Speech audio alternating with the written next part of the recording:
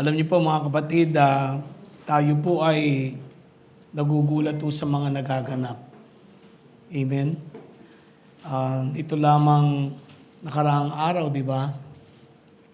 Nakita ho natin na 4 na lindol ho naganap sa loob ng 24 oras. At yung 2 lindol ho sa iisang lugar. Doon ho sa may Caracas, Venezuela. Nagkaroon ng lindol sa Japan at sa California. In fact, pagkatapos po noon, nagkaroon pa ho ng 5 lindol sa iba't ibang dako sa Caribbean. In fact, kahapon, sa may bandang Middle East naman. Dito sa ating bansa, nakita ho natin, di ba? Nagkakaroon ng paglilindol. Itong mga bagay na ito, gusto kong ipaalala po sa ating lahat. Hindi ko nais kayong takutin, kundi gusto kong makita ninyo na itong lindol na ito ay nagsasalita po ang Panginoon. In fact, kung babasahin niyo po sa awit 46, no? Ito hong nagaganap na ito ay para hong nakikita ho natin yung sinulat po ni Haring David. Ilang bagay lang gusto ko sabihin mga kapatid. Alam niyo, gusto ko ipaalala na yung lugar ho ng Caracas, ito isang magandang lugar ho sa Venezuela. Hindi po ito Islam area. Yung lugar ho na pinangyarihan ay napakagandang lugar. May tuturing ho yung para ho yung malapit sa beach, may mga yate, di ba? Mga hotels, mga condominium ho doon. Ang mga unit ho doon, may kanya-kanyang mga swimming pool. Maunlad ho yung bayan na yun. Ang napansin ko lamang, yung Caracas ho kasi, sila po yung nagpasimula noong 2001. Nung simulan ho yung Pride Month o yung Pride Parade. No, kasabay ho yun ng Brazil, di ba, ng iba-ibang bansa ho sa South America. Yung Pride Month yung Pride, tinawag din ng Pride kasi yun yung pagpopromote ho ng LGBTQ na in fact may festival ho sila doon na lalo na sa Brazil, no, nakakatakot ho na talagang open defiance ho sa atin nung Panginoon. Ako ho nababahala dahil yung nagaganap po doon umantong po ng more than 25 years. Umunlad po yung Caracas na yun At ang mga nangamatay doon, sabi ko nga sa miss ko na karamihan ho doon mga may kaya. Hindi ho sila mahihirap. Mga may kaya ho sila. Magaganda yung bahay nila. Magaganda yung units nila. At nakita niyo yung sa footages, napanood niyo ho ba yun? Yung footages ho nung dinaanan po ito ng helicopter, nakita ho nila yung lawak ng damages ho. In fact, nasundan pa ho yata kahapon, lumindulo ulit doon. Kaya yung nagre-rescue ho, hirap na hirap sila. Maraming bansa na nagpunta para madaliin yung pag-rescue kung may buhay pa doon sa mga natabunan ho ng mga building na ito. At marami pa ho tayong makikita. Mas marami pa ho. In fact, sa Europe ngayon, in fact, sa France, may mga namamatay na ho doon. Alam niyo bakit? Dahil naman ho sa sobrang init. Isipin niyo, Europe po, sobrang init. May mga nakatatanda na ho, mga nangangamatay na.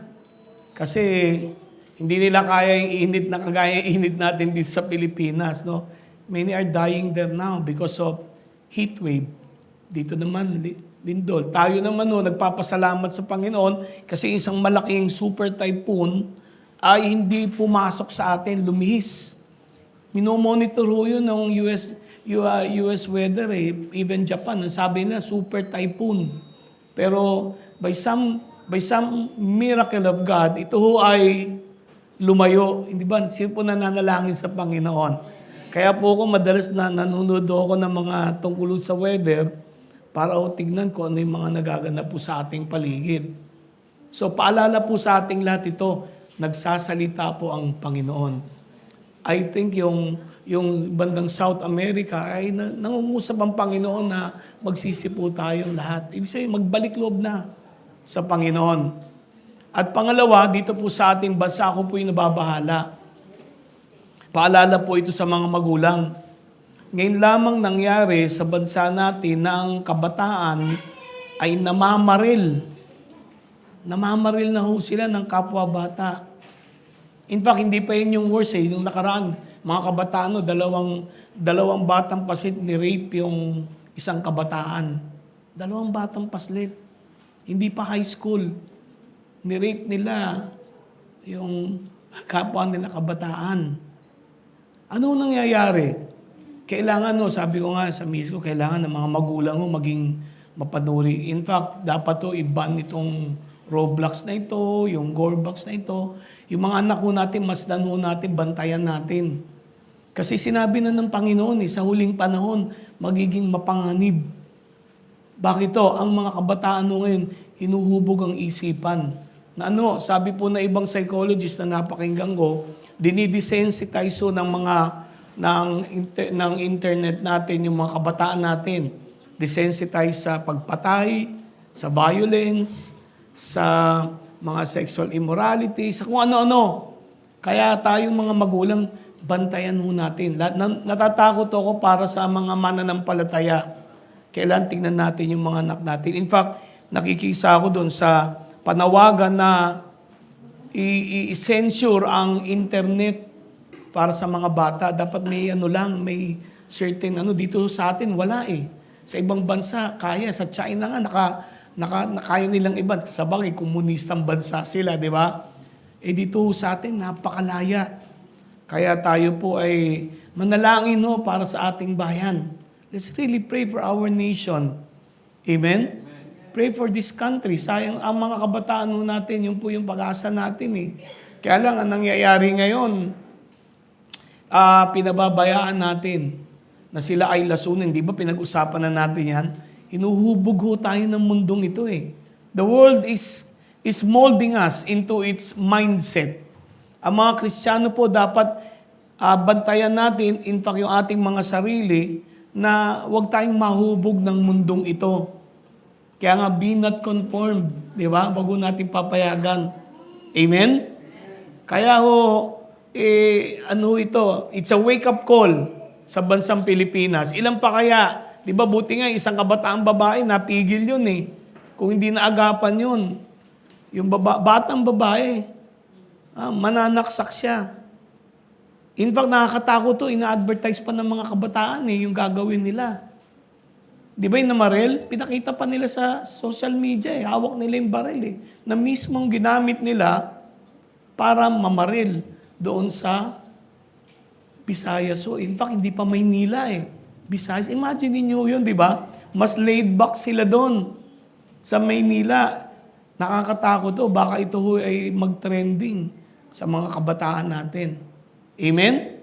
Kaya bantayan natin, manalangin tayo, no?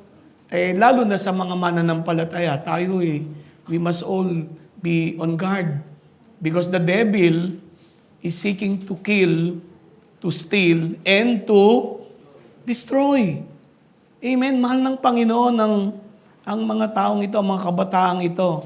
Amen? Amen? So, tayo po maging sober. Sabi mo, Brad, hindi ako prophet, pero sinasabi ko, yung nababasa ko, yung nangyayari ngayon, di ba?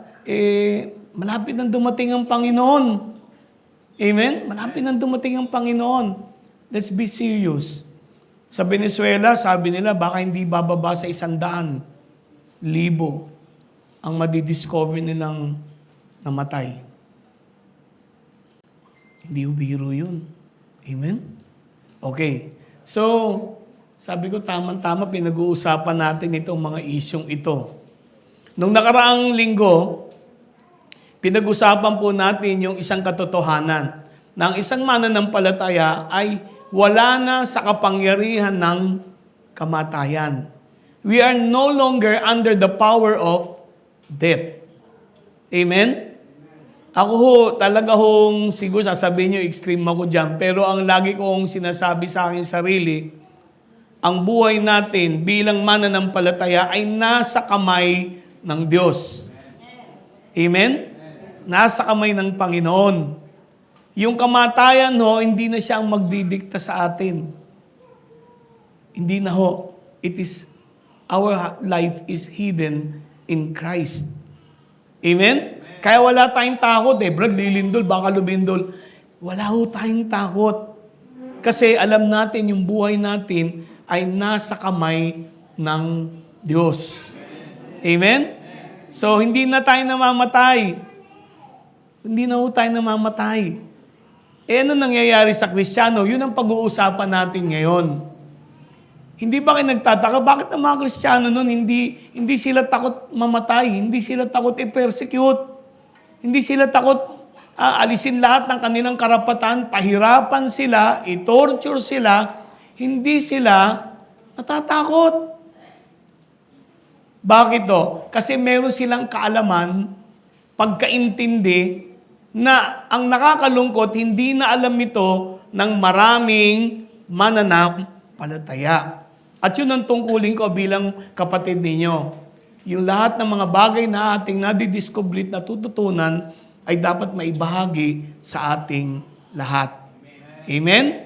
So, Brad, naniniwala ka ba na hindi ka na mamamatay? Ang ibig sabihin kasi nun, umaalis lang ako sa katawan ko kung gusto ni Lord, pero hindi na ako dadanas ng sinasabing kapangyarihan ng kamatayan. Yung mga, di ba nakakatakot to kasi sabi nila, pag yung kamatayan, may kalawit pa yun, di ba? Susundo pa sa'yo. Wala na hong ganun sa atin.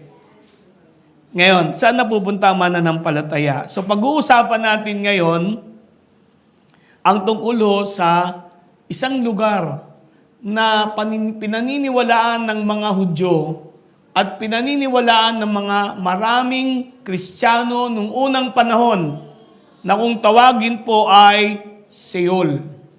Seol. Ang Seol po ay isang Hebreong salita. Amen? Na ito ho ang kanilang tinitignan nung unang panahon. Ngayon, bago ho natin ito buksan sa ating lahat, gusto ko lang bigyan linaw po ang ilang bagay. Una, sa Biblia, contrary sa itinuro sa atin, natutunan natin sa ating mga relihiyon. Ako nung bata pa ako, alam na alam ko ito Tinuro sa atin na merong impyerno. Impyerno. Ang impyerno daw ay isang madilim, isang nagliliyab na lugar sa ilalim ng sangkalupang ito na kung saan yung mga namatay na mga makasalanan, hindi matuwid, ay dire-diretsong pupunta doon para i-torture ho, pahirapan ni Satanas at ng kanyang mga kampon na demonyo. Hanggang sa huling araw ng paghukom. Sino naniniwala dito, di ba? Yun ang turo sa atin Sige ka, pag ikaw ka namatay, impyerno ka. Di ba? Bukang bibig ho yan ng marami. In fact, yan po'y ginagamit na turo ho sa marami hong simbahan na mga pare, ministro, pastor, obispo, mga tagapagturo. Ngayon, ang kwento pong ito, kasi itong salitang impyerno, sa English po ay hell, H-E-L-L. Ito po'y nagawa gawa-gawa po itong salitang hell Nagsimula ito kay Pope Damasus. Nung panahon na early part to ng mga 5th century. Na si Pope Damasus si Jerome kasi na isang scholar ay inatasan ng Roman Church na isalin ang orihinal na salita ng Diyos na isinulat ng mga apostol. Sinulat nila Pablo, nila Pedro, nila Juan, nila Santiago. Si Jerome po ang nagsalin mula sa Grego, from Greek, sinalin sa Latin. Ayan, nung bata pa ako, inabot ko yun May mga misa nun sa simbahan na Latin. Sino umabot doon? Ako lang yata Di ba? Latin ho. Di ba? Minsan meron yung misa na awit lang, puro Latin, hindi mo naintindihan eh. Di ba? Tapos yung nag-o-officiate, Latin ang sinasabi. So, si Jerome ay bihasa sa Latin, nakakaintindi ng konti sa Grego. So, si Jerome, sinalin niya ho, saan niya kinuha? Kinuha niya sa Greek ho, na salitang Hades. Hades.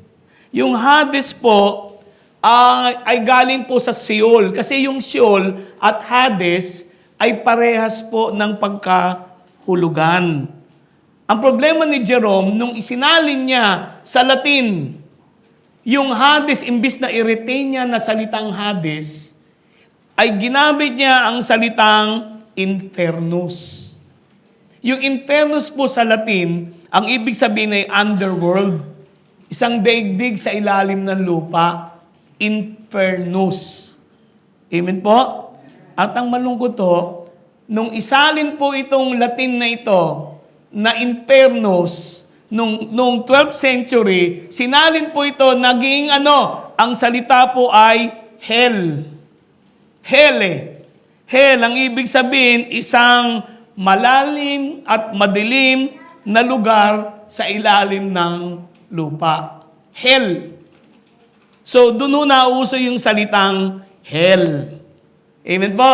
Okay, binibigyan ko kayo ng church history. Kasi nung dumating yung 14th century, 14th century, tayo ang Pilipinas, na-discover ni Magellan daw.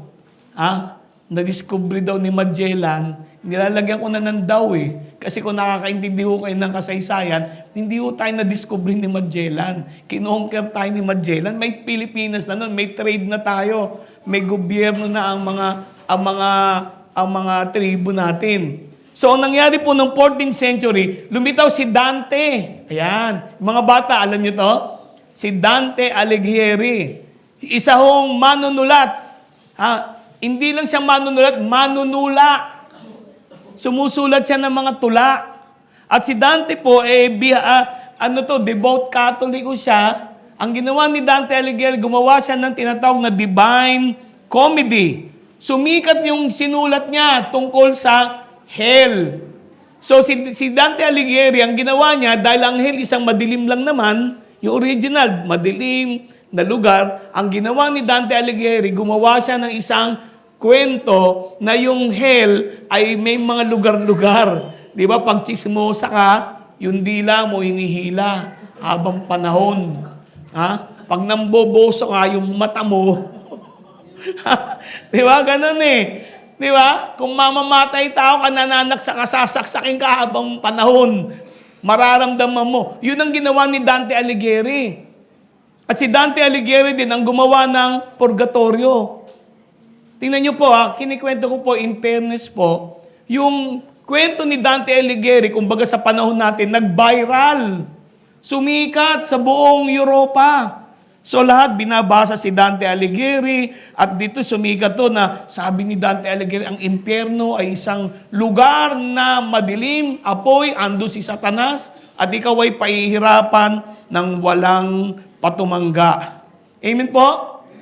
Ito malukit. Nung dumating po yung 15th century, 16th century, dahil lumalabas na nagkakaroon na kasi ng mga iba't ibang opinyon, ang ginawa po ng Roman Church, ginamit nila yung impyerno. Nagsinulat ni Dante Alighieri para ang mga tao ay manatili sa kanilang reliyon. So ginamit ng mga kaparian, di ba? In fact, ng panahon din nila Luther, kahit sabihin mo nagkaroon ng protestante, ginamit din ito na sige kayo gusto nyong maligtas, kailangan dito kayo, kung hindi pupunta kayong impyerno. Kapatid, yung konsepto ng impyerno hindi galing sa church. Galing ito sa katang-isip ng isang manunulat. Kaya lang wineponize. Ginamit ito hanggang sumikat ito. At dahil dito yung salitang impyerno, nagbigay ng takot sa mga tao. Dahil sino ba naman, ikaw gusto mo pumunta sa ganung lugar? Sino gusto dito pumunta impyerno? Di ba wala? Amen po? So, ito yung nangyari ho. Ang nangyari dito, nagkaroon ho ng problema. So, dahil dito, nakurap yung church. Yan, magagalit sa akin yung mga Katoliko. Nakurap yung church. At dahil sa corruption na ito, ang ginawa ng mga pare, ganito. Sabi nila, gusto mo huwag ka mapuntang impyerno? Gusto mo, kung ikaw ay nasa purgatorio, makapunta kang langit, bumili ka ng indulhensya. Certificate of exemption from hell. Bibilin mo. Hindi na natin inabot yan. Ito yung nung panahon nila Martin Luther. So nakita ni Martin Luther, ba't nagkaroon ng ganito? Ngayon, binibili na. Kaya ang nangyari, yung mayayaman, yung mga masasamang tao, bibili lang ng indulhensya, babayaran yung simbahan, mag-i-issue ng indulhensya. Pag ikaw nabigyan ng certificate of exemption, hindi ka na mapupuntang impyerno. Hello? Yung mga nasa purgatorio naman, pag namatay yung kamag-anak mo, alam mo masama, bibili ka naman ng certificate na ipapanalangin sila. Kaya mayroong mga mandarasal Di ba? Papanalangin sila at yung kanilang paghihirap doon sa impyerno, mapapawasan hanggang mapopromote.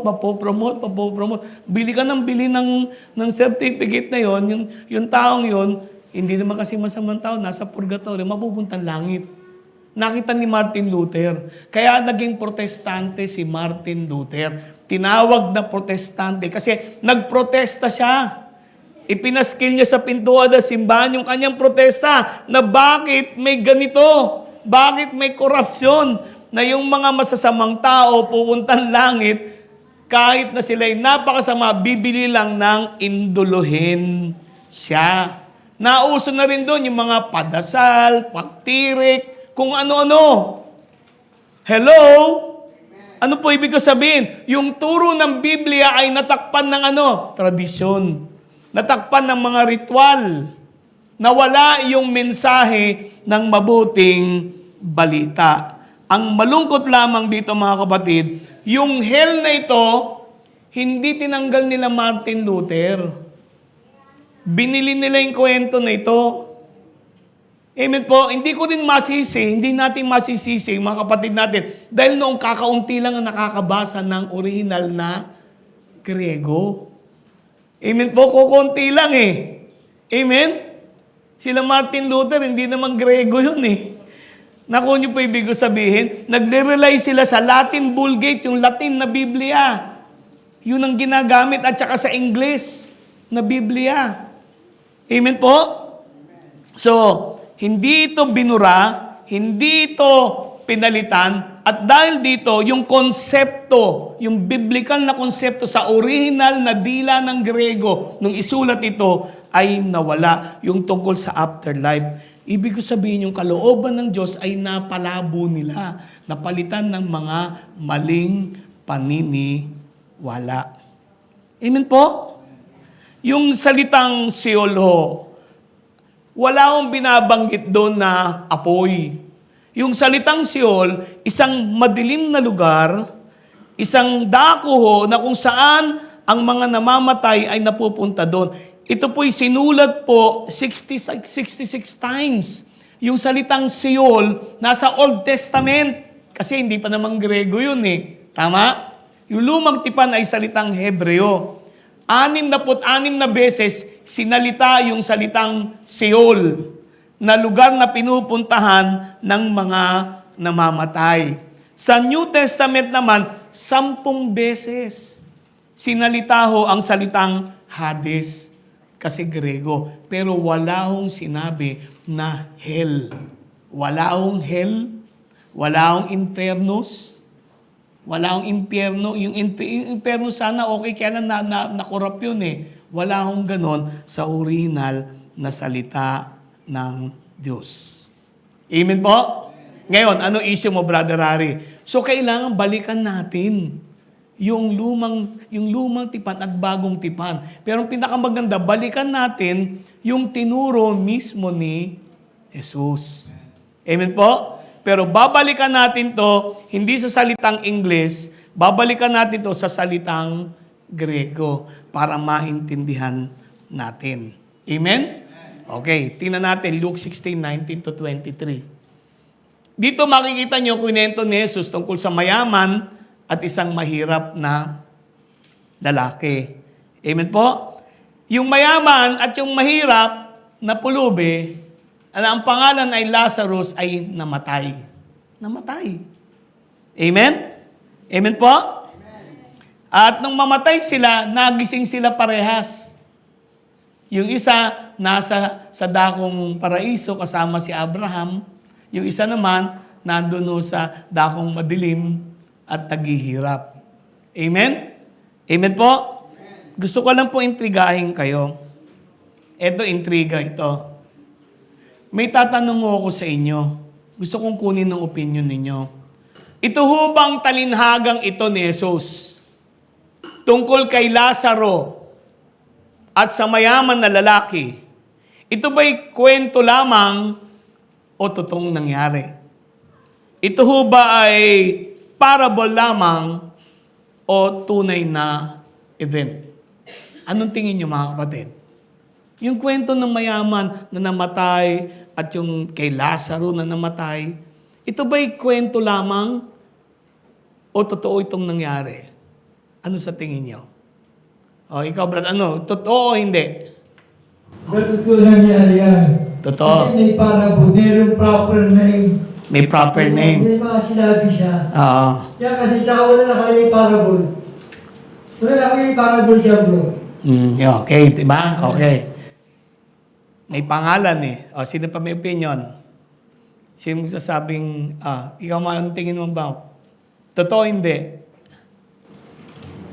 Para po sa akin, parable po. Parable lang. Kasi po, parang nagbibigay ito ng aral sa atin na hanggat nabubuhay tayo, meron po tayong pagkakataon na magbago at magsisi. So, talagang parable. Okay. Okay, para ganito, magbotohan tayo. Sino ang nagsasabi na itong kay Lazaro at mayaman ay totoo? Wala. Walang neutral, ha? Sino sabi totoo ito? Totoo. O sino man nagsasabi na parable ito, talinhaga lang ito? Teka lang, ba't yung konti lang nagtaas? Asan yung iba? Neutral? O hindi? Yung hindi nagtaas ang kamay, ang ibig sabihin, hindi ko talaga alam. Abstain. Para tayong Senado, Di ba? Okay. Mga kapatid, kaya ko lang kayo iniintriga kasi gusto ko lang buksan nyo isipan niyo pag tayo nagbabasa ng banal na kasulatan. Okay? Kasi sa maniwala kay Sende, nung ituro ni Kristo yung tungkol kay Lazaro at sa mayaman, tinuro niya ito malayo pa nang totoong namatay si Lazaro. Hindi pa namamatay si Lazaro noon. In fact, tinuro ito ng Panginoon nang maaga pa sa kanyang pagmiminister. Malayo pa. Siguro 1 taon pa mahigit.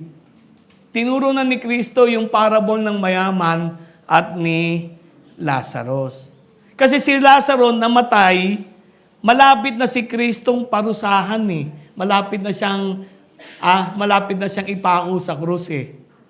Si Lazaro namatay, malapit na siya ipako sa krus kasi pinatunayan lang ni Lord doon na siya talaga ang Kristo eh. Amen? Na kaya niyang bumuhay.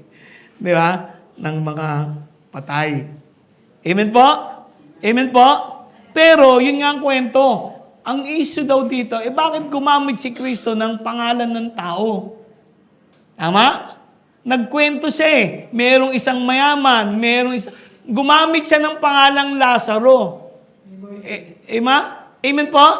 Okay. So, makikita ho natin dito, itong issue na ito. Sabi, ba't ganun ang ginawa ng Panginoon? Alam niyo ho, sa totoo lang, itong kwentong ito, primarily una sa lahat, itinuro ito ni Kristo para turuan tayo.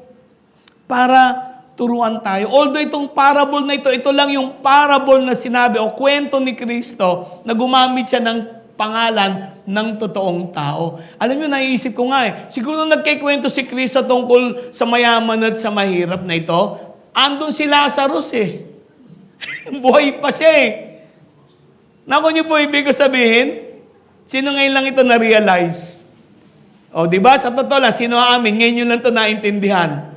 Malamang si Lazaro nakikinig Kasi si Lazaro, isa sa mga tagasunod ni Kristo na tapat. Amen po? Amen? Ngayon,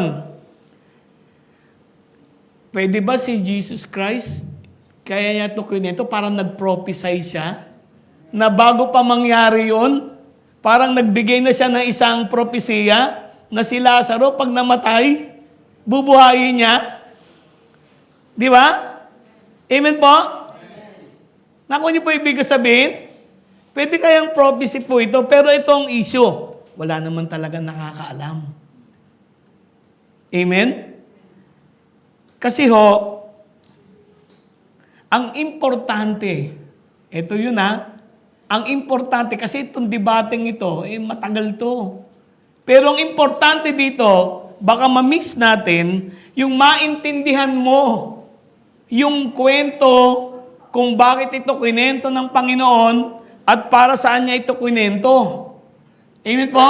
So tayo ngayon, para hindi na magulo isip mo, amen po?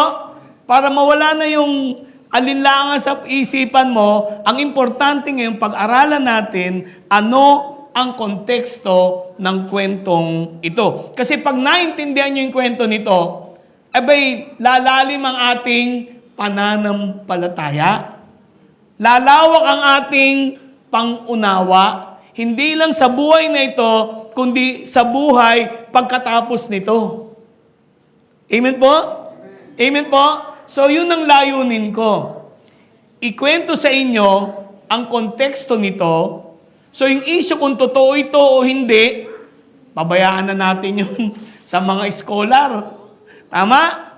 Pwedeng tama ako, pwedeng mali ako, pero hindi ako dapat magkamali. Saan? Sa turo ng Panginoon. Amen? So, pwedeng tama ka, pwedeng mali ka, pero dapat lahat tayo huwag magkamali kung ano ang tinuturo ng ating Panginoon. Agree ba tayo lahat doon? So, kung yes ka at no ka, okay lang yon.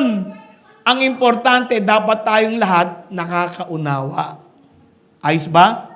O, yan ang deal natin. Okay. Ano ba ang Sheol? Ayan. Ang Sheol ay isang salitang Aramaic o Hebreo. At ito pong Sheol na ito ay ginamit sa lumang tipan. At ito ay binatay. Base ito sa isinulat po sa isang kasulatan na nakakalungkot inalis sa banal na kasulatan nung unang panahon. Ito yung aklat ni Enoch. Si Enoch ay isa sa linya po mula kay Adan na siya lamang yung tao na hindi namatay. Diba? He was gone. Nawala siya. Kinuha siya ng Panginoon. Nobody knows. Wala nang naisulat. Pero makikita natin na si Enoch ay nakagawa yung kwento niya na nangyari sa kanya, na isalin ito. Hindi na siyang sumulat ng Enoch.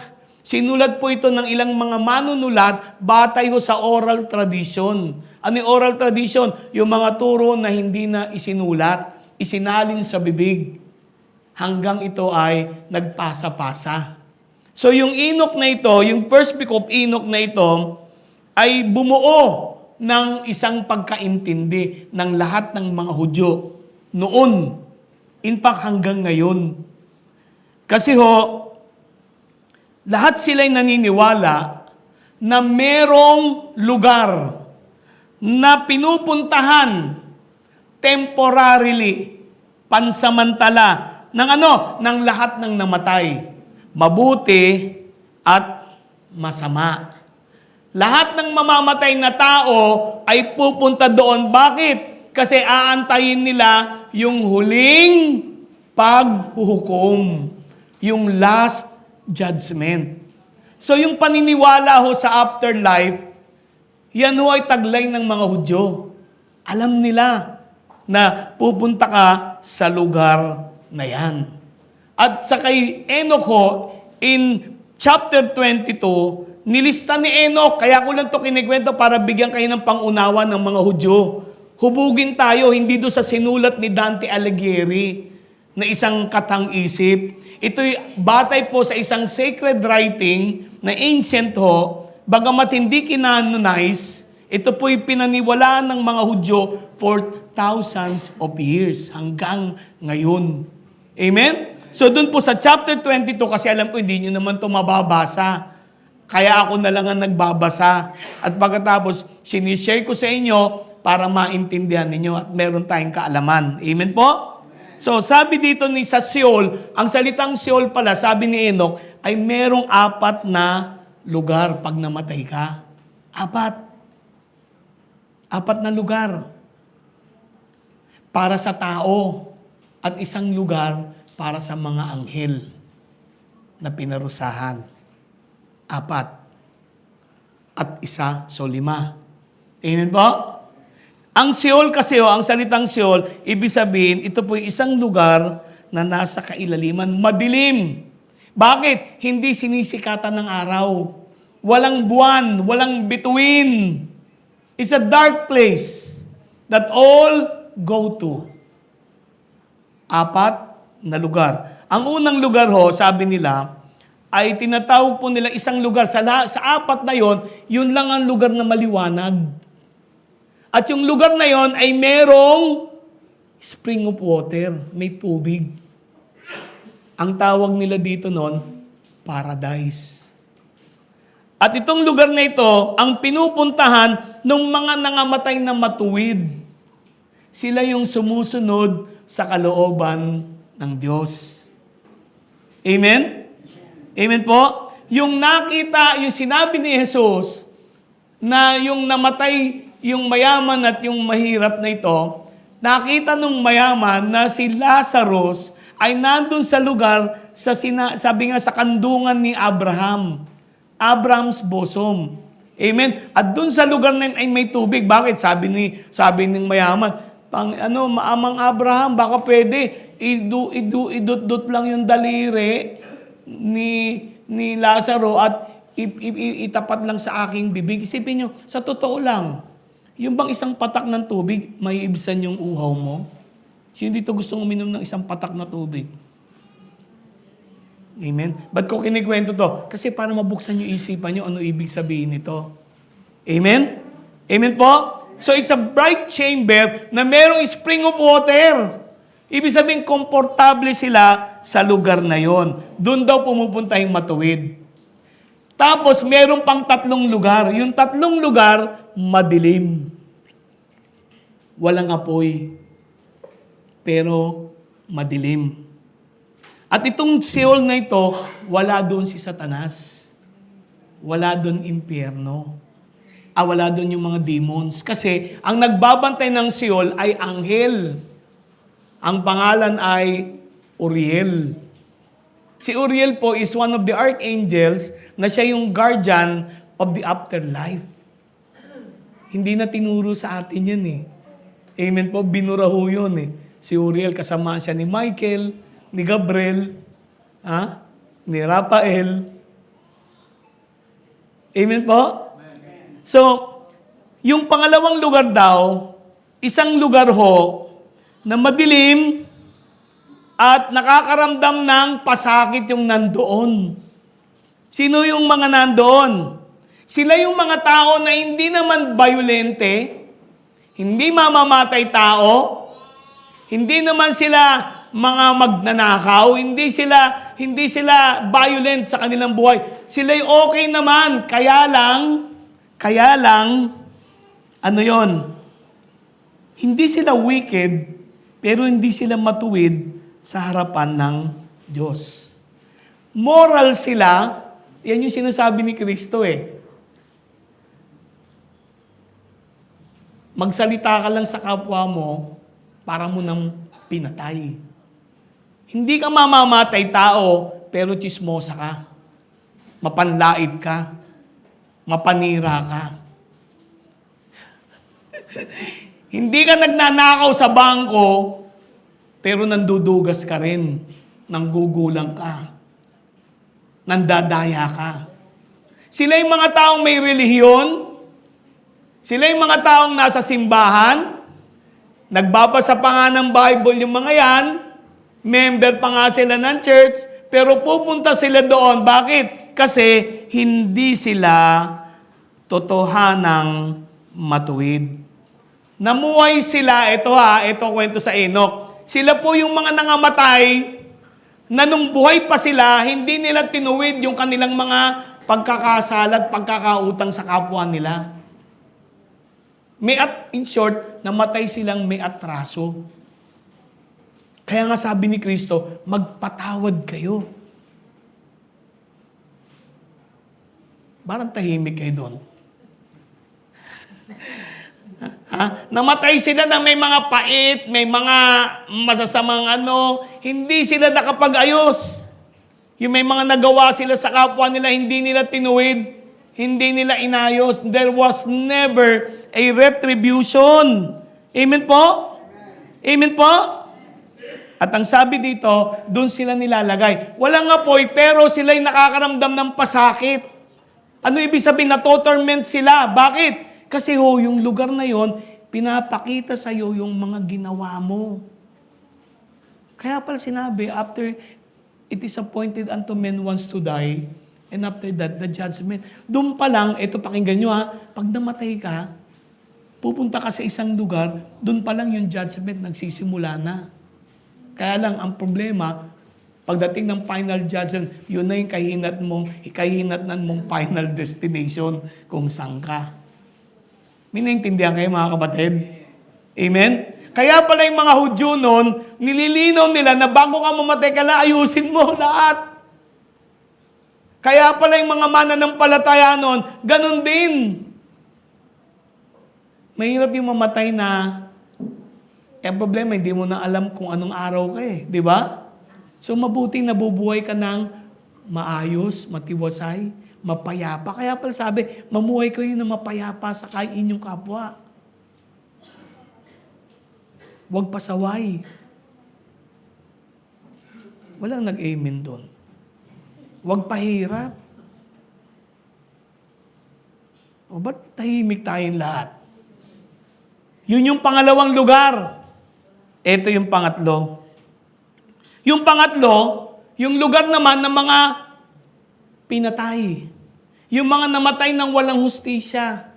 Anong ginagawa nila doon sa lugar na yon? Hindi naman sila nakakaranas ng dusa. Kaya lang, sila po ay nagdurusa dahil doon sa kanilang kinamatayan nila na walang hustisya. Yung buhay nila na hindi nila napamuhay ng mahaba.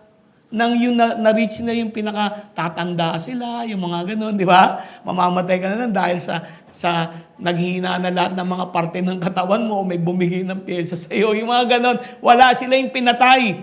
In fact, kaya mapapansin nyo mga kapatid, dito walang ginagawa daw itong mga taong to, kundi humingi ng hustisya sa Diyos. Sa mga gumawa sa kanila ng karahasan, they were all violently killed by somebody. And they are seeking God for justice. Amen po? Humihingi sila ng hustisya. Na yung kinamatayan nila, yung pumatay sa kanila ay managot sa Panginoon dito pa lang sa lupa. Dito pa lang sa lupa. Kaya pala si Cain, si Cain, di ba? Sinabi ng Panginoon kay Cain, Cain, yung dugo ng iyong kapatid na si Abel ay naguhumiyaw. Di ba? Walang nakaalam kung paano sino pumatay kay Abel Pero he was discovered. Why? Ang paniwala ng mga Hudyo, yung kaluluwa ni Abel ay doon napunta. Siya yung kauna-unahan doon. He was killed. Amen? He was destroyed. Amen? They cry out to God to await for justice. Humingi sila ng hustisya at kawakasan nitong mga taong ito. And they are suffering because of what happened to them. Ano yung nakikita ko dito? Ang Diyos ay talagang makatwiran. Ano ibig ko sabihin? Yung mga gumawa ng masama, makaligtas man sila dito sa lupa, hindi sila makakaligtas sa Diyos. Kasi itong lahat ay pananagutan nila dahil yung ginawa nila ng masama ay naghuhumiyaw sa ating Panginoon. God does not forget. Hindi niya kinakalimutan yung mga ginawa ng kawalan ng hustisya. Amen? Amen? Okay. Pangapat, ito yung pinakamadilim na lugar. Yung pang-apat na lugar, mga kapatid, ito yung napupunta yung mga masasama, yung talagang alam nilang masama yung ginagawa nila, ginagawa pa rin nila. Yung bang, alam mo yung masama ginagawa mo, pinahihirapan mo yung kapwa mo dahil sa iyo, yung kasakiman mo, di ba? Yung pagiging wicked mo, ay ginagawa mo, sinasadya mo, na pahirapan ang kapwa mo. Yun. So, sino yan? Yung mga drug lord, mga gambling lord, di ba? Yung mga sindikato nila. Yung ngayon, kagaya ngayon sa bansa natin, kung sino yung isang tao, kahit napakasama, sineselebrate ng tao, saan ka nakakita? Alam na alam ng mga tao na yung taong to, ang hanap buhay nito, ganito, pero yung mga tao, parang sambahin pa, purihin pa. In fact, nagiging congressman pa, nagiging gobernador pa, nagiging senador pa. Amen po? Amen. Hello? Amen. Bro, yung mga pastor na nagliligaw. Ha? Yung mga Ka- aral na nagliligaw. Ayan, kaya din yan. Kasama dyan sa chamber 4. Ay, pinahirapan yung kapwa, ninanakawan. Yan yung mga ano yun eh.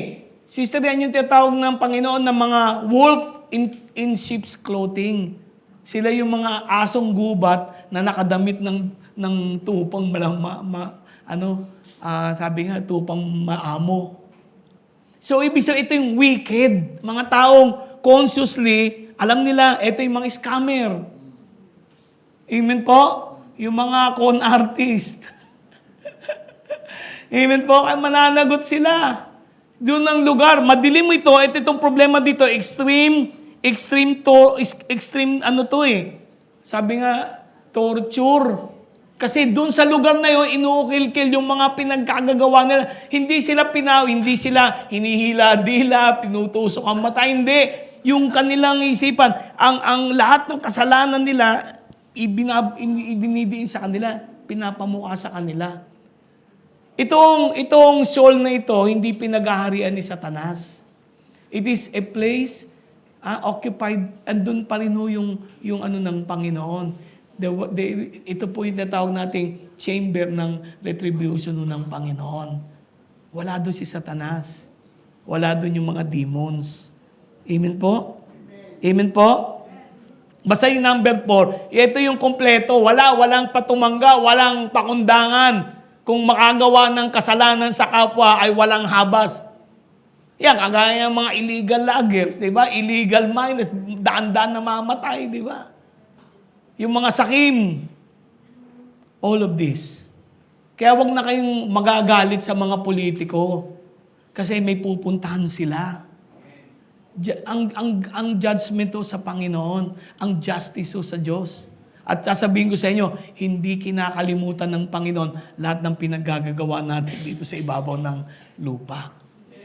Ang Seol po'y paalala sa ating lahat na may accountable tayo lahat, di ba? Pero yung panglima ito yung lugar, Tartarus ang tawag. Ito yung mga anghel na nagkasala sa Diyos. Sila po yung mga watchers na nagturo sa tao para magkaroon tayo ng witchcraft. Yan. Yung witchcraft, yung panghula, pangkukulam, panggagaway, ESP, psychic, pakikipag-usap sa patay, zodiac, lahat ng ito, tinuro ng mga anghel na ito. Yung mga sikreto ng kalikasan, pinangunahan nila ang Panginoon. So sila yung nasaan? Sila po'y nando sa Tartarus, nakakadena. Yun lang ang lugar na may apoy. Yung Tartarus na yun. ando nakakadena ang mga anghel na nagkasala at nagrebelde sa ating Panginoon at naghihintay ng Judgment Day. Amen? Amen po? Okay. So, New Old Testament. Paano yung bagong tipan, Brad? Bagong tipan. Yung bagong tipan, panahon ni Pedro, nila Juan, nila Santiago, nila Lucas. Alam niyo po ba na ang New Testament, ang bagong tipan, ay naging referenso yung unang Enoch, the first, yung book ni Enoch. Ginamit ito sa New Testament. Bagong tipan. Amen po? So, bagamat ang Enoch, hindi po ito canonical kasi 300 BC to 100 BC po ito eh. Ito ay na-preserve sa Ethiopian Bible. Kaya nga sa Ethiopia, sa Africa, doon preserve ito eh. Ang Bible po sa Ethiopia, 88 books. Sa atin, 66 lang. Alam niyo ba yon? Pag may Deuterocanonical, 72. Amen? Pero ang Ethiopian Bible, kompleto po. At itong First Enoch na aklat to, na sinulat, alluding to Enoch po, ginamit ito ng mga apostol na reference. Tingnan nyo ha, hindi canonize ang First Enoch, pero binanggit ito sa bagong tipan. Sino gumamit? Ang gumamit nito, si Pedro. Yung 1 Peter chapter 3, 1 Peter chapter 2, ginamit niya yung halimbawa na si Kristo bumaba, nag-preach sa mga nakakulong doon. Ginamit niya yon. Ginamit ni Pedro na itong mga anghel na ito nakakulong doon sa Tartarus, nag-aantay ng final judgment. Ginamit ito ni Jude. Si Jude. Sabi ni Jude, darating ang Panginoon kasama ang kanyang mga tinawag, mga pinili. So ito'y galing kay Enoch. Ginamit ito ni John sa aklat na Apokalipsis. Sa aklat na Apokalipsis, ginamit ni John na reference ang First Enoch po. At makikita po natin, directly quoted do at imagery ni Enoch tungkol sa end times, sa paghuhukom. So, mga kapatid, si Mateo, si Lucas, si Pablo, ginamit din nila ito.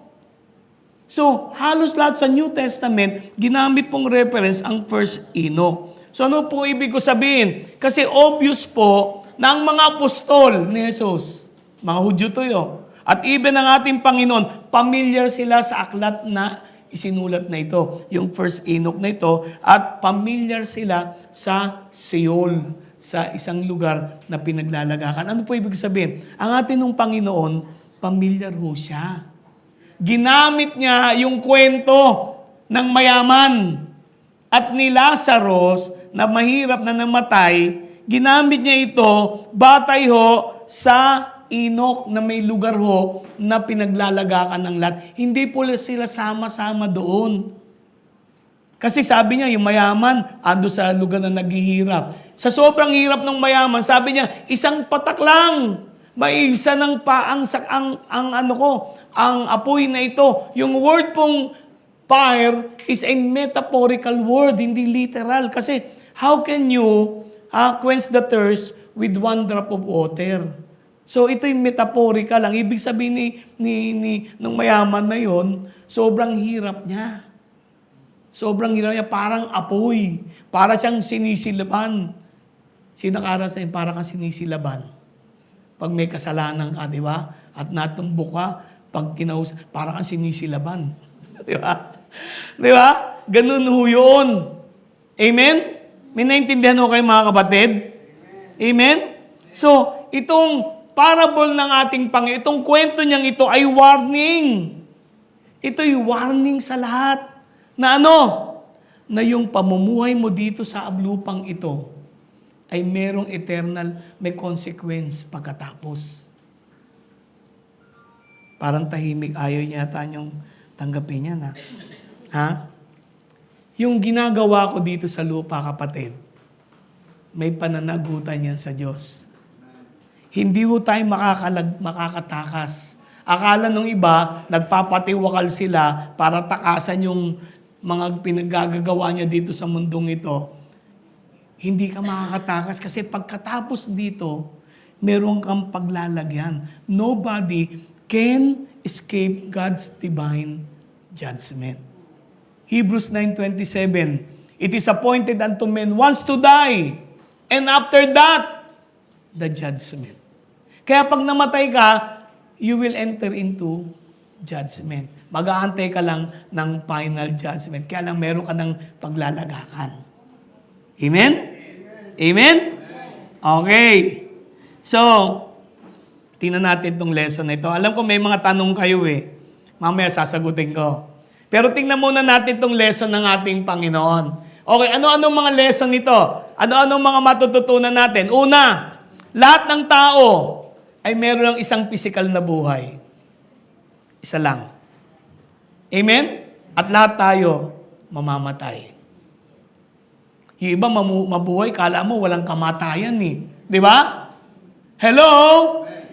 Yung iba naman nagsasabi, hindi, magpakasaya ka na habang nabubuhay para bang wala kang pananagutan. Amen po? Kasi ang malupit po dito, ang kasunod noon, lahat tayo haharap sa Diyos. Kung paano natin ginugol ang ating mga buhay. Mayaman, mahirap, matalino, mangmang, makapangyarihan, mahina, lahat. Hindi na to question na, kasi yaman-yaman, sarap ng buhay. Hindi lahat ito. In fact, sabi nga ng Panginoon, mas mahirap pa nga yung mayaman eh. Mas malaki ang pananagutan eh. To whom much is given, much is required eh. Amen po? Hello? Ito po malupit. Yung status mo dito sa mundo, yung earthly status mo, hindi nito equal spiritual blessings. Bakit ho? Kasi nung sinabi to ni Kristo, ang pinagsabihan niya dito, ang kwinentuhan niya dito, sino? Yung mga pariseo. Yung mga pariseo na materyoso. Nakatingin sila eh. Kasi turo ng mga Pharisees, mga leader noon. Pag ikaw napakarami mong material blessing, ito'y pahiwatig na ikaw ay pinagpapala ng Diyos. Doon nakabase sila. Pag ikaw mahirap, kawawa ka, sinumpa ka ng Diyos. Di ba? Parang ganun eh. Ang tingin ng mahirap, sinumpa siya ng Diyos eh. Sino may ganung kaisipan? Galit sa akin ang Panginoon, mahirap lang ako. Hindi yung totoo yun. Amen po? Yung status mo dito sa mundo, hindi nangangahulugan ng, kahit mahirap lang ako, hindi ibig sabihin, pulubi ako sa harapan ng Panginoon. Amen? Kasi yung tunay na kayamanan ko, alam niyo kung ano? Yung aking relasyon sa Diyos. My relationship with God is my true wealth. Kasi kung ako'y mayaman sa harapan ng Panginoon, makakarating ako sa kanyang kanan. Sabi niya, mag-ipon kayo ng kayamanan, hindi dito sa lupa. Di ba sabi ni Jesus? Yung kayamanan dito sa lupa, kinakalawang, ninanakaw, naluluma. Pero ang kayamanan sa langit, walang pwedeng magnakaw. Hindi ito kinakalawang. Hindi baling mahirap ako, kapatid, sa lupang ito. Basta sa harapan ng Diyos, mayaman ako. Naniniwala ako, ang Kristiyano po ay mayaman po sa mata ng Panginoon. Totoo yun. Tanong sabi mo sa katabi mo, kapatid, mayaman ka. Totoo yun. Lilis ko ng konti. Ba't tayo naniniwala mayaman ng tunay na mananampalataya? Alam yung bakit? Kahit wala kang pera, pag may pangangailangan ka, humingi ka sa Diyos, ibibigay sa'yo. Di ba mas okay yun? Amen? Wala akong hawak, pero alam ko, Lord, magpapadala ka pagdating ng oras na yan. Yan ang sinabi ni David eh. Matanda na ako, naging bata ako, pero wala akong nakitang matuwid na taong pinabayaan ng Diyos at namalimos. Amen? Parang hindi kayo masaya. Mga kapatid, yung mayaman na to ay napunta doon sa ika-4 na compartment na puro dusa, torture, torment. Kaya siya nandoon kasi yung pulubig siya sa harapan ng Diyos. Mayaman siya sa material pero makasarili siya. Masama siya. Isipin nyo, yung pulubi nandoon sa harapan ng gate niya, hindi man lang ipadala yung natira nilang pagkain. Diba? Ang masaklap, dinilaan pa nung aso niya. Yung pulubi nito kaya namatay, baka may rabies eh. Di ba? Di ba sabi doon, dinidilaan yung mga sugat ng pulubi at namatay yung pulubi. Sabi ko, baka na-rabies yun eh. Mga kapatid, nakita natin yung mahirap, si Lazaro, yung binigyan ng pangalan, itong pulubing ito, kahit mahirap siya, nung mamatay siya, nasan siya? Siya'y nasa paraiso. Siya yung nando sa unang compartment. Kaya nakakatakot eh. No? May unang compartment, may pangalawa, may pangatlo, saan ka doon? Di ba? Amen? Ang tinuturo ni Kristo dito, merong afterlife, mga kapatid. May buhay pagkatapos ito.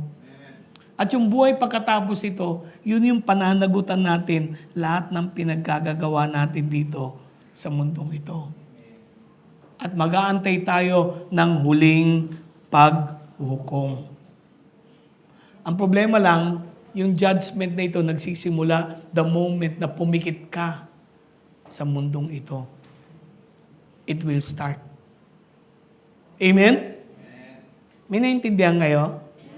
Ba't mo kinikwento to, Brad? Alam niyo ba't kinikwento ko to? Para magseryoso tayo. Hindi masama maghanap buhay, magnegosyo. Hindi masama yun.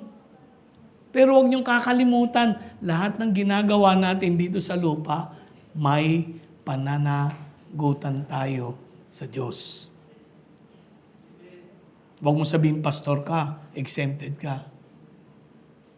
Depende yan. Pero malabo.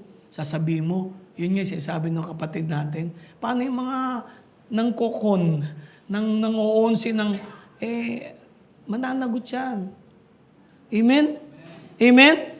Either ikaw ay doon sa pagpapahinga habang nag-aantay ng judgment o doon ka sa paghihirap. Okay. May nangyaring pagbabago mula nang mamatay si Kristo. Mula nang siya'y pumunta sa lupa, something changed in the afterlife. Ayan. Kasi ang tanong, Brad, saan ako pupunta? Kung ako'y Kristiyano, pupunta pa ba ako sa Sheol? Sino gusto malaman yan? May Sheol pa ba? May Hades pa? Pag ako ba'y namatay, Brad, Kristiyano ako, mananampalataya ako, pupunta ba ako sa Hades once I die? Mga kapatid, ito makikita niyo po dito, na pag namatay ang Kristiyano, kaya nga tayo nangangaral ng mabuting balita. Bakit? Something happened when Jesus Christ died on the cross and rose again from the dead. Bakit? Kasi nung si Kristo mamatay, sinulat po yan na ang ating Panginoon ay bumabaho sa daigdig ng mga patay. Di ba sa Apostles' Creed, di ba? I believe in God, di ba? Di ba the Father Almighty? Sabi doon, Jesus Christ descended into Hades. Kaso hindi hell eh, Hades. Pumunta siya sa Hades. Kaya pala si Jesus, nung siya'y nakapako, sabi niya doon sa isang magnanakaw, sabi, Panginoon, wag mo po akong kalimutan. Remember me. Amen po? Ano sabi ni Kristo? Ngayon, isabihin, ngayong araw nito, isasama kita sa paraiso. Saan yun? Sheol. Kasi sa Sheol, nandun sila Abraham, nandun sila Moses, nandun sila David sa lugar na yon. Nag-aantay sila kanino? Nag-aantay sila sa Mesiyas na darating. Bakit? Kasi makikita natin nang sinulat ito ng Panginoon, di ba? Na ang atin ng Panginoon ay kinidnap niya eh. Actually, inano niya eh. Tinanggal niya yung Sheol na yung Sheol po na may 4 na compartment, na wala yung isa doon. Kasi si Kristo pumunta sa ilalim ng lupa, sa Hades, Nangaral siya. Hindi po nagpunta si Jesus sa ilalim ng lupa, sa Hades, para pahirapan ni Satanas. Para magdusa. Hindi ho siya nagpunta ron. Siya po ay nagpunta para ipangaral ho. Ang mahalaga po dito, makikita ho natin, si Kristo ho, He has been offered once to bear the sins of many. Yun ho ang reason. Kaya siya namatay para pasanin ang kasalanan. Dito pa lang sa krus. Sa harapan ng Ama, yung parusa para sa tao, pinasan ni Kristo dun sa krus. Amen po? Amen?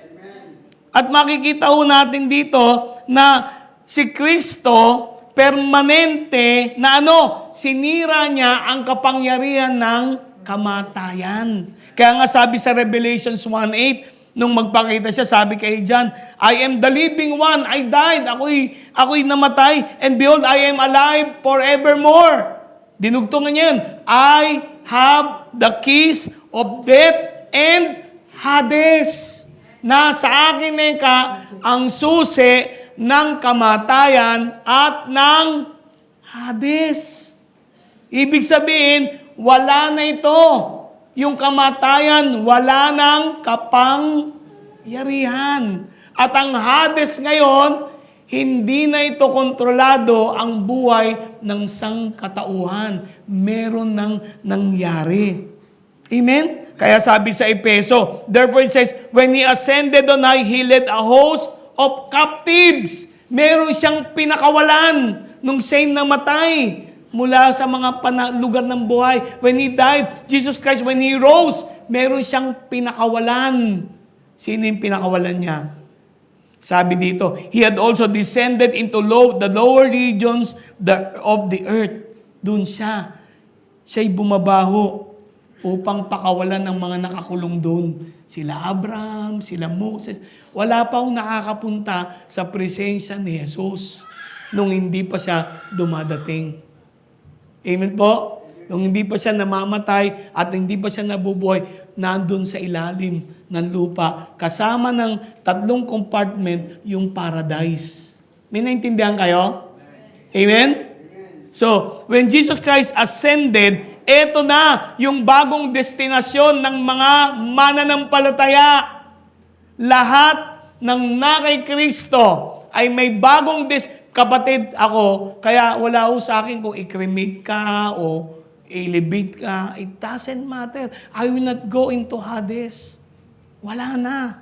Why? Because makikita niyo dito in Philippians 1:21-23. Kaya nga may mga kapatid tayo, mga nanamatay. Brad, nasa na yung mahal ko sa buhay na namatay, yung mga mananampalataya. Saan sila nasaan ngayon? Ayan Pilipos 1. Sapagkat para sa akin, ang buhay ko ay para kay Kristo. At kung mamatay man ako, kapakipakinabang ito sa akin. Dahil makakapiling ko na siya. Hello? Kaya palang tapang ng mga mananampalataya noon. Kung ako'y buhay kay Kristo, pag ako'y namatay, pakinabang ito. Bakit? Kasi makakapiling ko na ang aking Panginoon. Kaya pala si Pablo, hirap na hirap siya sa ministry niya. Di ba? Binubugbog siya, ginugulpi siya, pinapahirapan siya. Ang sabi niya sa 2 Korinto, hindi kami pinanghihinaan ng loob kahit na mas gusto naming iwan ang aming katawan. Sipin niyo, si Pablo mas gusto pa niyang mamatay. At makapiling na ang Panginoon. Kaya pala sila Pablo walang halaga sa kanila kahit anong mangyari sa kanila. Kasi ang tingin niya rito, gusto na namin iwan ang aming katawan at makapiling na ang Panginoon. Amen? Bakit? Kasi nangako si Jesus Sa aklat po ng Ebanghelyo ni San Juan, pangkat 14, sa tahanan ng aking Ama ay maraming silid. Pupunta ako doon para ipaganda kayo ng lugar. Hello? Kaya alam ko kung kukunin ako ni Lord, handa na yung lugar ko doon. Sino takot dito mamatay? It doesn't matter how I die. Why? Because kainin man ako ng pating. Di ba? Di ba? Kainin man ako ng lupa. It doesn't matter yung katawan ko lang yun. Ako'y makakapiling ng Panginoon. Kaya pala sila Pablo pinugutan, may sinunog ng buhay, may binalatan ng buhay, may pinana, mayroong pinagsasak. Kung ano-anong ginawa sa mga apostol ng Panginoon. May pinakain sa leon. But hindi na sila nilibing. Hindi na sila nilibing. It doesn't matter. Because they are already at home with the Lord. Sabi ni Lord, kung nasan, isasamo ko kayo upang kung nasan ako, naroon din kayo. Takot ka pa mamamatay? No. May paglalagyan tayo.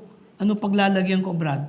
Ang paglalagyan ko ay ang piling ng Panginoon. May tanong mo kayo?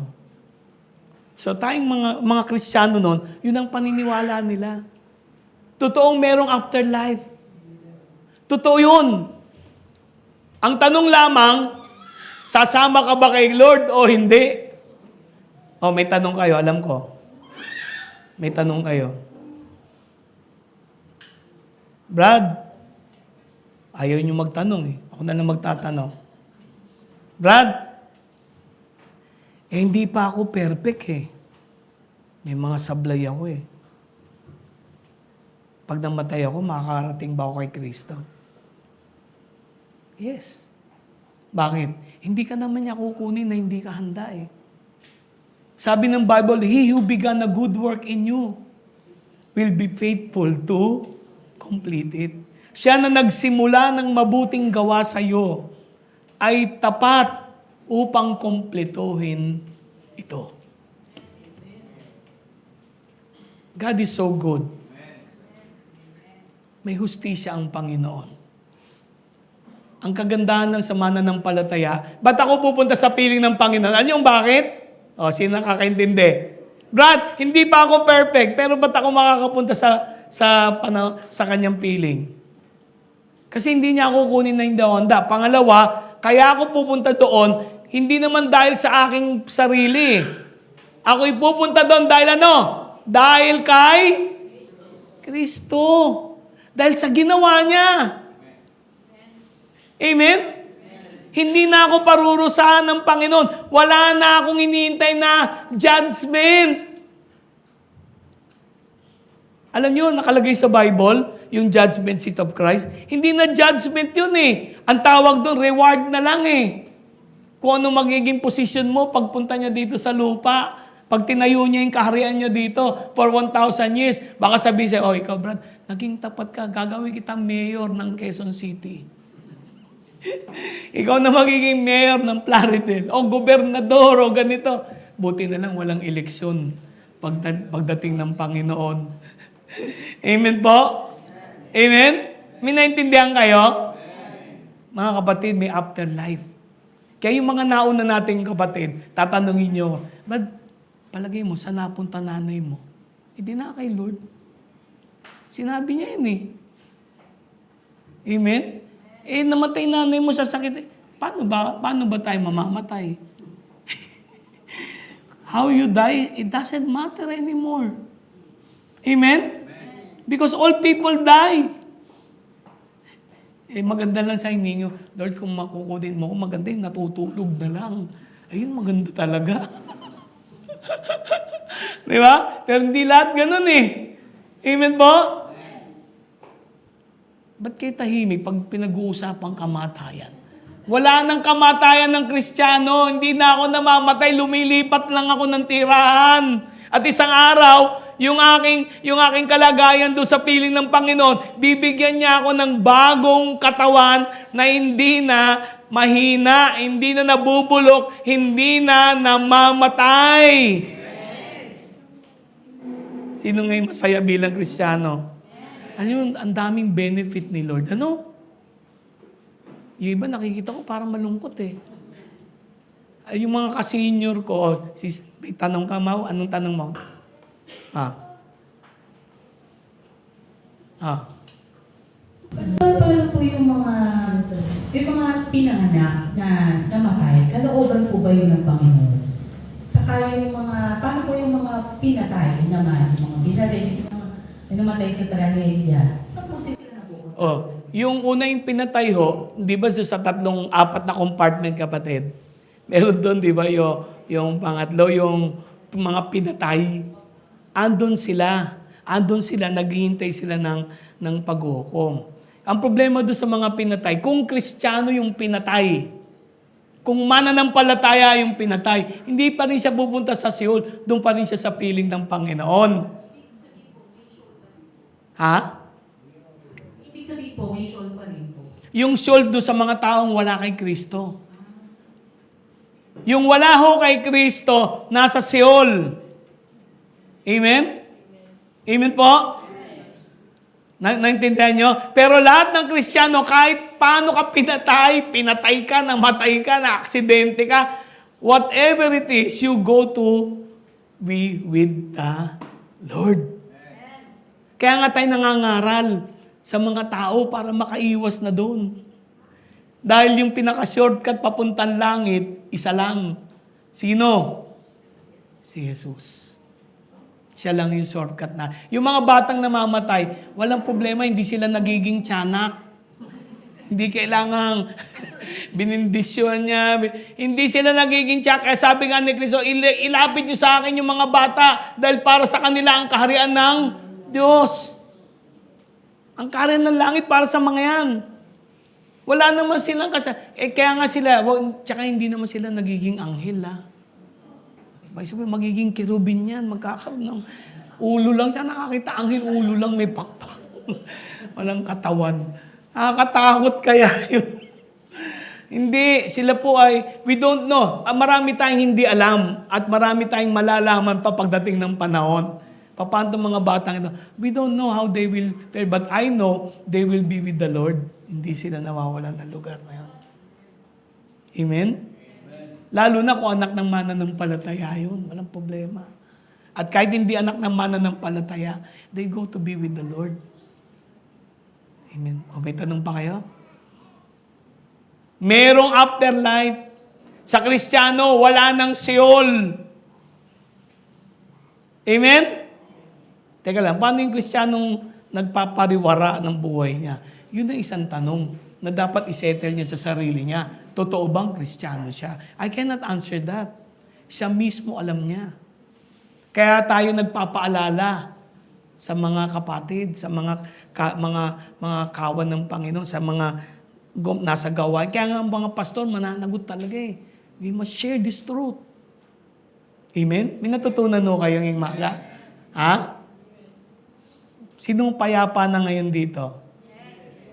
Sa totoo lang, sino yung at peace ngayon? Ha? Lalo na yung mga ka-senior ko, ha? Dapat at peace na kayo. Huwag yun nang problemahin kung i-cremate kayo, kung ilibingan nyo, maganda ba, kung maganda ba itsura nyo. Wala na yun, papalitan lahat yun. At yung pagkabuhay na magmuli, wala akong kukunin si Lord na lupa dito sa lupa para ikaw ay magkaroon ng katawan. You will have a new body, not made of dust, but made from the Lord Himself in the heavenlies. Kung ano yung katawan ni Kristo, yun ang magiging ikaw. Sino masaya ngayon? Wala na kayong tanong? Ha? Payapa na kayo? Ha? Meron pa. Sige, last na. Sige, mabuti na yung nagkakaliwanagan tayo. So wala nang Seol sa Kristiyano, ha? Wala nang Seol. Hindi ba, bro, kung mananampalataya ka, diretso ka kasama si Kristo. Pero kung paano tayo nabuhay, kakatulad pa rin ba tayo? Katulad ng sinasabi ni ng dalawang aklat. Isang paano ka nabuhay at ayun, kakatulad tayo ng nararapat. Okay. Yung lahat ng nasa aklat ng buhay, wala nang hatol yun eh. Ang naiwan lang, yung sinasabing judgment seat of Christ para sa mga mananampalataya, it is a judgment of rewards. Ibig sabihin, yung ginawa mo sa lupa para kay Lord, let's say, nasunog yan, papel lang yan, wala kang reward. Pero hindi ka naman napahamak. Di ba nilagay sa Korinto?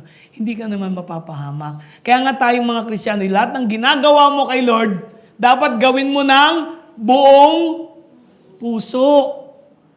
Walang pakitang tao. Everything that you do for Christ, do it all for the glory of God.